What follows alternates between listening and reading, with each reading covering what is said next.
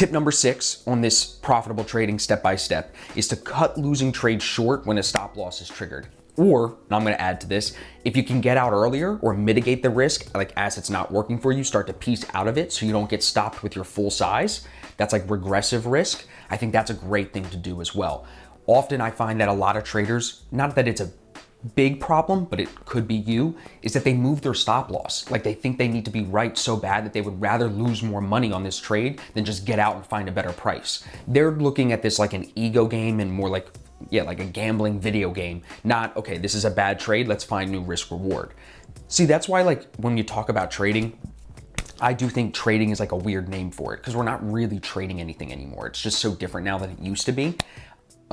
Especially like when you're trading Forex, it's just different. It's not like you're trading shares. So yeah, I think if you have this ego attached to it where you end up moving your stop loss, trying to be right more often than not, you're gonna end up digging yourself deeper into a hole rather than instead of saying, I'm not trading anything, I'm just looking for risk reward. You'd say, look, the risk reward here is now bad. It's not working for me. Get out of this, find another risk reward setup. So that's why I say like, I don't love that we're traders because I think we're just readers of risk reward.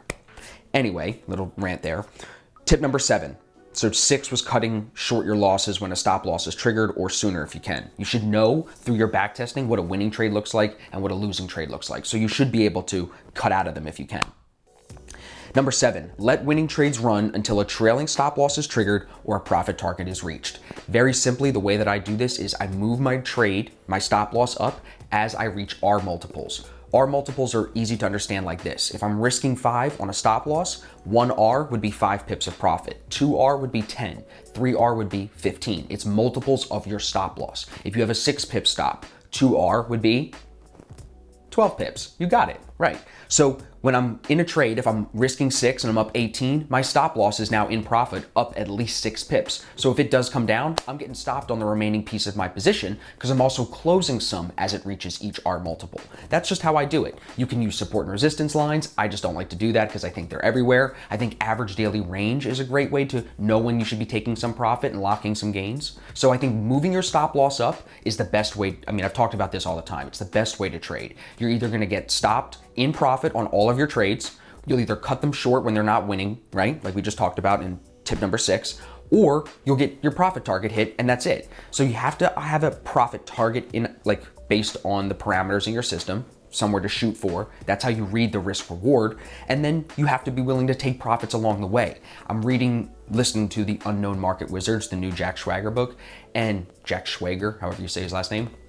And he talks about how some of these traders will like for example, in chapter 1, Peter Brandt talks about popcorn trades that would go up for him a couple R multiples and then come all the way back down and he wouldn't get out at all and he would get stopped or it would be a break even. He would leave a lot of profit out there.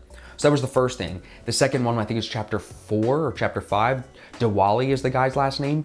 He talks about how if you're up, let's just say you have a 100 pip take profit, 50 pip stop loss, you're looking for 2 to 1. He's like, if you're up 80 pips looking for 100, why would you not be taking some profit off the table as it's moving closer and closer to your target? Because otherwise you're basically saying you're risking 100% of being wrong to just be 100% of being right. Even though you've been right all the way up there, that risk at that point doesn't make any sense. When you're so close to being at the target, you shouldn't be leaving all that risk on the table. I hope that you're following me here. Check out that book if you haven't already, Unknown Market Wizards. Let's get back.